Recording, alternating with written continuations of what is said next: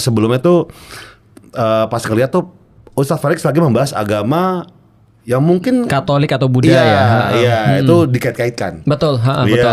itu kayak wish Gila nih orang nih gitu kan ya. Ngapain lu bahas orang lain gitu. Itu langsung aku ditelepon sama bapak ibuku. Oh gitu? Iya, kamu ngapain bahas agama orang lain? Udah bahas agama Islam aja. Nah, cuman ya walaupun aku punya pembelaan ya, tapi balik lagi, setiap kritik orang tuh kan adalah karena kekhawatiran orang ya. Nah, kalau kita misalnya selalu membela diri ya kita nggak dapat pelajarannya. Nah, akhirnya aku bilang, oke, berarti orang-orang mungkin ketika kita bahas begini, walaupun kita punya pembenaran, walaupun kita punya alasan, tapi mungkin mereka nggak suka. Nah, itu kita kurangin tuh. Makanya ketika kita sekarang kayak kemarin nih, Panji nih gara-garanya, nanyanya malah tentang Yesus kan gitu kan. Aku bilang ya udah, kita disclaimer ya. Ini kita bahas Yesus dalam pandangan Islam nih. Gitu kan, ya. Tapi masih ada juga orang yang marah. Tapi udahlah ya, nggak apa-apa. Tapi dari radikal menjadi komedi itu gimana ceritanya tadi? Aku tuh jelasin begini. Sebenarnya aku tuh tidak pernah berubah sebenarnya. Tapi aku sekarang lebih punya banyak topeng.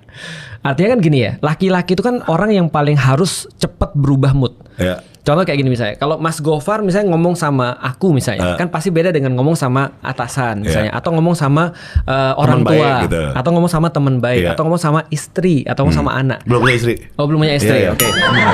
Teman baik aja ya. Oh iya, teman baik aja ya. Iya belum, nggak apa-apa. Nah, bayangin. Nah, atau sama anak misalnya. Aku ngomong sama anak. Belum punya anak ya, oke. Nah, kalau aku misalnya ngomong sama anak kan nggak mungkin ngomong kayak gini kan. Pasti aku bilang apa kabar, ayah, bisa kayak gitu kan. Jadi kita sesuaiin dengan frekuensinya dia kan. Nah, artinya cowok itu memang harus cepat ganti topeng dalam tanda kutip. Karena topeng tuh bagiku adalah semacam kayak cara untuk orang dapat ide kita. Nah, jadi sekarang topengku tambah banyak aja sih sebenarnya. Bukan berarti palsu. Bukan berarti palsu. Topeng ini adalah metode penyesuaian. Contoh kayak gini misalnya. Kalau misalnya kita lagi ketemu dengan orang dan kita ngomong serius, maka kita ganti topeng kita. Oke, kita misalnya punya otoritas, kita kasih tahu dia dengan serius, ini caranya begini. Tapi kalau ngomong sama istri kita nggak gitu juga. Jadi gini loh, Dek. Kan aku udah jelasin. Jadi kan kamu tahu aku tuh kayak gimana. Masa aku kayak gini sih kan nggak mungkin. Tapi kalau kita ngomong sama anak kan nggak mungkin gitu. Iya, tiba-tiba apa aja mah. Gini loh, Dek. Kan aku udah bilang gitu. Itu aneh. Itu gue dengarnya juga aneh. Itu topeng tuh maksudku. Karena pendekatan kita terhadap orang tuh beda-beda. Karena satu orang aja bisa jadi pagi sama malam kita pendekatannya beda dong. Apalagi terus kemudian sama orang yang berbeda atau sama grup atau segmen yang berbeda. Nah, sekarang cuma aku punya topeng yang lebih banyak lagi aja sih.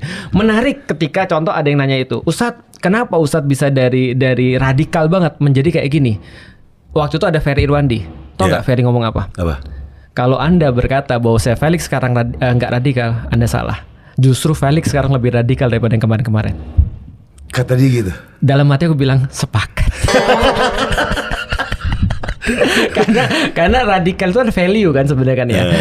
Dia punya akar gitu. Radix kan artinya akar. Nah, dia punya akar dan dia nggak beranjak daripada akar ya karena dia punya standing yang sangat kuat di situ. Dia kokoh di situ. Sebenarnya aku lebih radikal daripada kemarin. Cuman aku punya topeng yang lebih banyak itu aja. Makanya bisa diterima sama orang. Betul. Makanya anakku kan suatu waktu kan dibilang gitu.